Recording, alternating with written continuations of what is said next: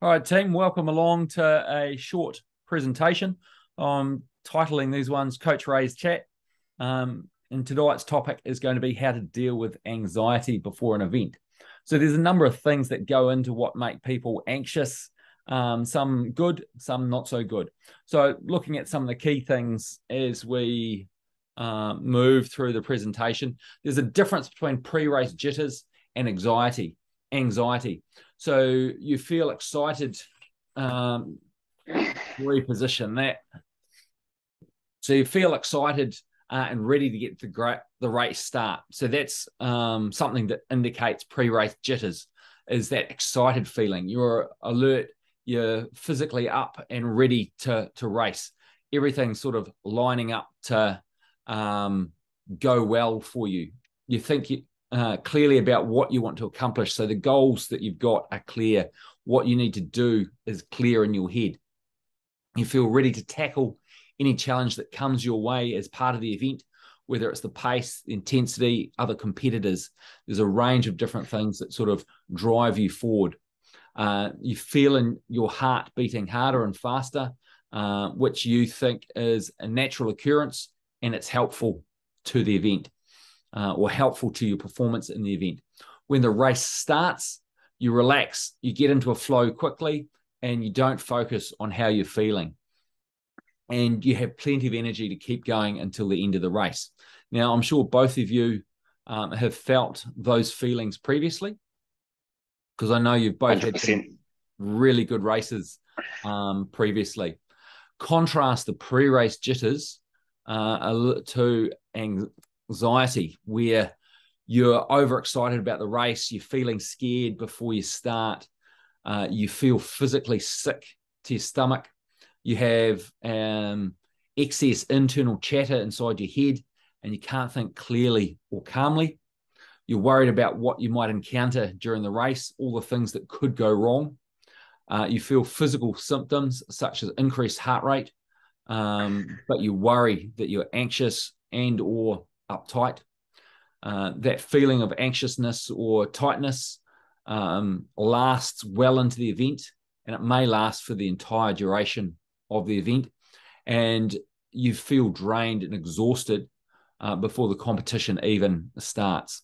So there's a complete contrast there between pre-race jitters and the anxiety, and they have a different effect on our performance and how the race will sort of unfold. And you might be able to see on the right-hand side of the screen there, I've got a little wee image. What consumes your mind controls your life. And that applies equally as much within the race environment. So what consumes your mind during the event controls that event. When we move on and look at pre-race jitters in a little bit more detail, embracing these pre-race jitters, the goal is to embrace them as they're helpful for your race. You wanting to look at your pre-race stress as helpful to your performance, and you just keep these 3 points there in mind. By embracing those pre-race jitters, it's your body's way of preparing for action, and it's natural as part of our physical and emotional makeup. Remind yourself that pre-race butterflies are one reason you love racing, to feel excited and amped up, and also to welcome the added adrenaline or excitement and performance with confidence and your composure. The contrast there is anxiety. If you feel like you've got pre-performance anxiety, you want to overcome it. And this takes more work, and it's often rooted within fear or failure. Its place to start is to uncover what causes your anxiety or worry. What is the fear that is holding you back? And there's a number of reasons or sources of pre-race performance anxiety. One is a focus on outcomes and the result, excessive mental chatter or negative self-talk, a fear of failing, worry about what others might think, not performing up to expectations, poor training lead up to the race, and worrying about the quality of one's warm-up, worrying about the performance in the big race. So that's the anxiety side of things. Tips for coping with pre-race anxiety. I've got 10 or so here. Warm up properly. Get a good warm up, get into that flow, get into that rhythm early.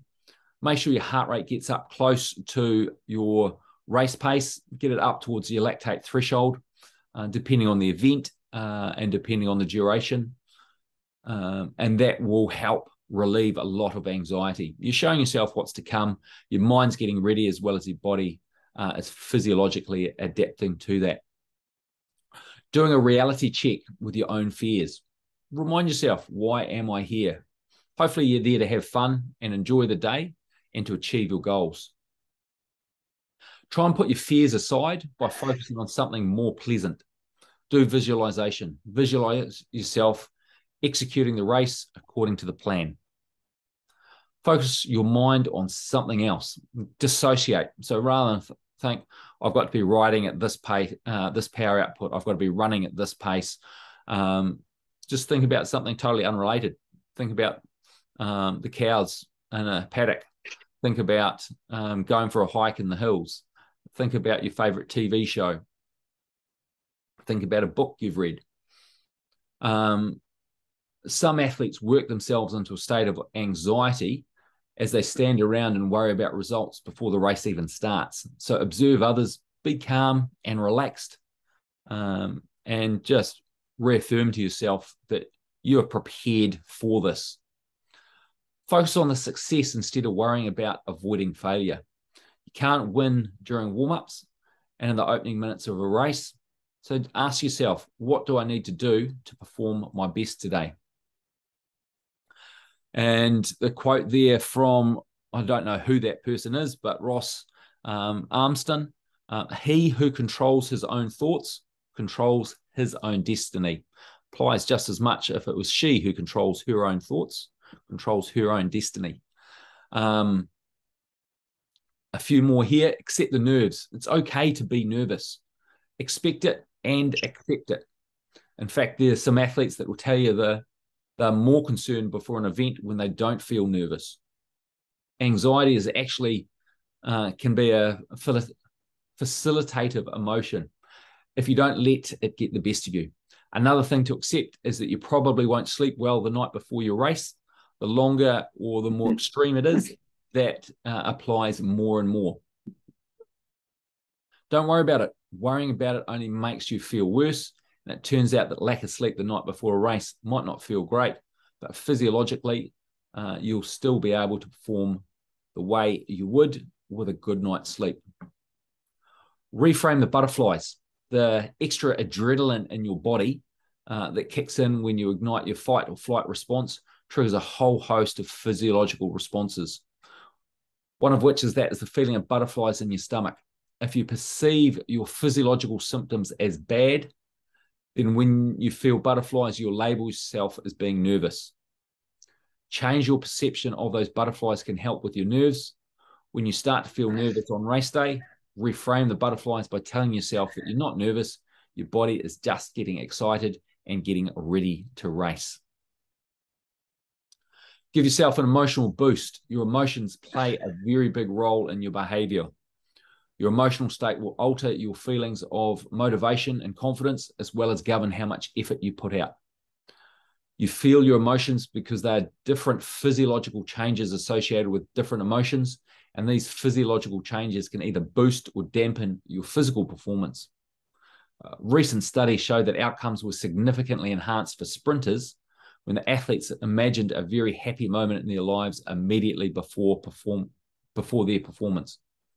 Give yourself an emotional boost by thinking about your best performance, favorite scene from a funny movie, or a happy memory from your past that makes you smile, laugh, and feel good.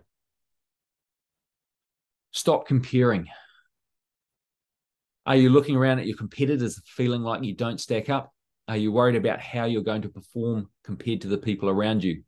Comparing yourself to your teammates and competitors can fill you with anxiety. You need to gauge your success based on your goals and your performances regardless of what anyone else does around you. It's your race day, it's your goal, and it's your race. Don't compare race to race either. Even if you're racing the same race in similar conditions, every race is going to be different. You need to trust yourself, trust your training, and just focus on your own race and your own journey. Stay in the moment. This is one of the most important, impactful things you can do to alleviate your anxiety and improve your performance, and one of the hardest. Keep your mind in the present moment. Stop time traveling to the past, thinking about your training you think you should have done. Stop traveling into the future, worrying about the outcome of the day. Stay right there in the conversation of the race, and you'll be more likely to adjust and adapt to the race day changes and challenges that come. Breathe. Stay in the moment and enjoy the day. So the crux of that is controlling controllables. If you conduct yourself with positive, self-believing and self-affirming thoughts, then guess what? You will be confident and calm, composed and optimistic, relaxed with an air of excited anxiousness to get the challenge done. If, on the other hand, you take a negative self-doubting and self-judging approach, you will have feelings of uncertainty. You will be tense and unsettled, pessimistic, fearful, full of anxious dread, and you will perform poorly. These are the controllables. You can control how you think and feel. So let's take the positive road to great performance. You can't control the conditions, the opponents, crowd, media, officials, or selectors. So let's focus on what you can control, and that is your performance on race day. So I've got a few self-psych techniques that you can use, and sitting down the night before and mentally preparing. Give yourself an image of what success looks like. Not just the finish line photo with your hands in the air, but think of the race from when you turn up at the race venue, how you're going to set everything up. So Kelly, with doing a backyard ultra, imagine your tent, all your gear laid out. Brett, for you, Ironman, what does the transition area look like? Can you hear the music? Can you feel the environment? What does it feel like? What does it look like? And imagine that from when you turn up at the race venue all the way through your warm-up, your preparation, getting onto the start line. What does the event feel like? Whether it's lap 1, lap 2, lap 3, lap 44, whatever lap you're on. Or how does the swim, bike, and run feel? What do the transitions feel like? What about the breaks between laps? How does that all feel and look like? What are you going to need in these different situations for the event? And imagine it right through to the completion of the event. Plan the race. What intensities are you going to run at? How much effort is that going to feel like? What are your goals? How often are you going to consume fluid and food? What about the what ifs? What if something goes wrong? Are you going to plan to put on a fresh pair of socks every so many laps in the backyard ultra? What happens if those socks get soaking wet on lap 1? How often are you going to change them? What if you get a puncture during the bike leg? What if think about all those options and come up with a plan? How are you going to solve this? Does it matter if your socks are wet? Have you got the appropriate equipment to change a flat tire? How are you going to solve the issue that springs up? And to that end, I've got a number of different self-psych forms that you can use for different events. Now, I'm not sure if I had them prepared last time you did Ironman, Brett, but I've got an Ironman one now, and I'll include links for it. I haven't got one specifically for a backyard ultra, Kelly, but I might look to try and put something together in the not too distant future so it's ready for you in a few weeks. It's all right. You'll be able to write it when you're there, Ray. It's not my job to write it as a coach. This needs to come from inside you. I can help give you solutions. I can help give you target intensities and efforts to do. But this is something that you as an athlete needs to sit down and work your way through so it's all in your head and all ready to go, so that when you envisage the event, you're working through literally what you put in this Ironman's a little bit longer than a simple 10K running race self-psych form, but it's only a few pages to sit down and work your way through. So having worked through it, everything's fresh upstairs for you when things unfold during the event. Hopefully what ifs don't unfold, but the rest of it, your race plan, your race goals should unfold as you envisage them. Sweet. That's a short, sharp presentation on how to minimize pre-race anxiety. And remember that pre-race anxiety is not necessarily a good thing, but the low level, the pre-race jitters are showing you that you're taking the event seriously, and this race or event means something to you. Any questions? Nah, but that's good stuff on there. I think with the pre-race jitters is to expect them as well as accepting them when they do come. And every person on that start line has got them, and not feel isolated that you're the only one standing there with 1,000 competitors and thinking that you're the only one that's feeling like that. Absolutely. And there's a lot of pressure on people. And the bigger and the more challenging, the more important, the longer an event is, the more internal people start effectively folding. There's less outward stuff. A short 5K, everyone's a bit of jovial, a bit of banter. It's easy in their head. They've been there, done it before. Whereas taking that big step, even if you're doing an Ironman and you've done plenty before, or you're doing a backyard ultra and it's not the first time you've stood on the start line, there's going to be an element there of unknown. What's your current fitness like? That creates more doubt than a simple 5K or a simple shorter event.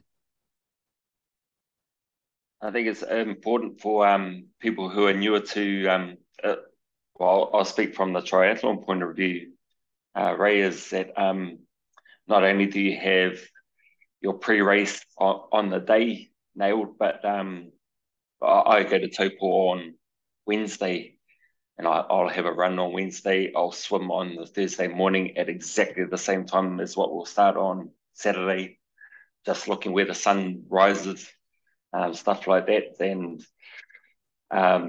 ticking your boxes off. And physically it may not be doing anything, but mentally you know that you've set out 2 weeks before the event that this is what I'm going to do on this day at this time, and you tick those boxes off, and it just gives you confidence on that Thursday, that Friday leading up to that event.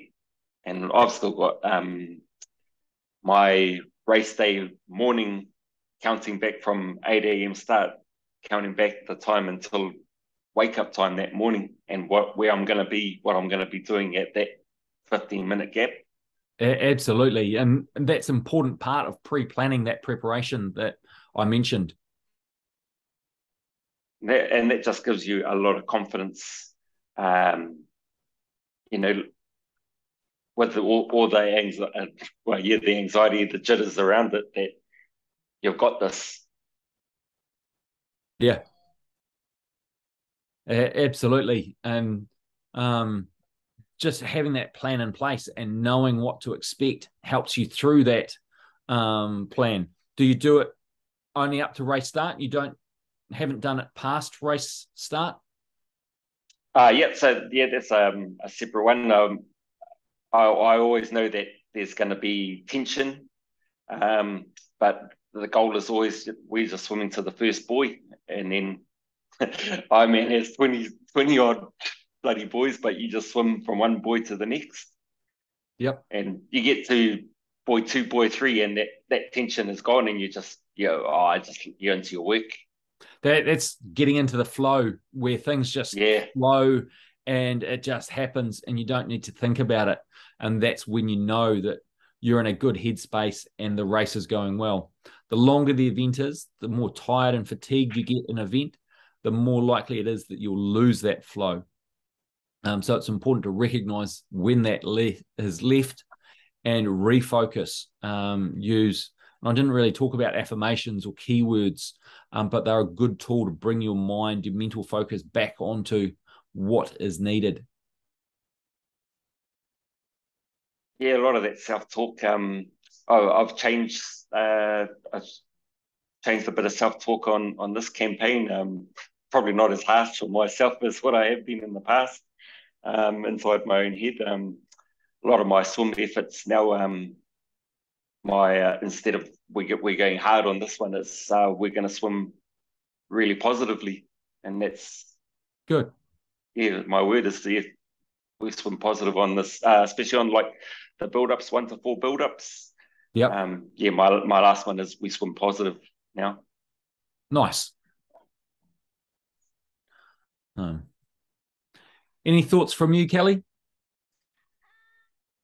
I guess in terms of looking ahead to the backyard is just knowing from past experiences that sort of it restarts every lap, and so actually a lot can change between say lap 4 and lap 5. I certainly remember last year I had a really rubbish lap there somewhere in the middle of the day, just wasn't feeling it, but then by the time you come back to your gazebo and you have some nutrition or you change something out, like you're off again and it actually restarts. So and I guess that's sort of a good mindset to have too, is the fact that actually, next lap's another lap. Perfect. We'll talk more about that shortly, actually. So, all right, we shall wrap things up. Cool.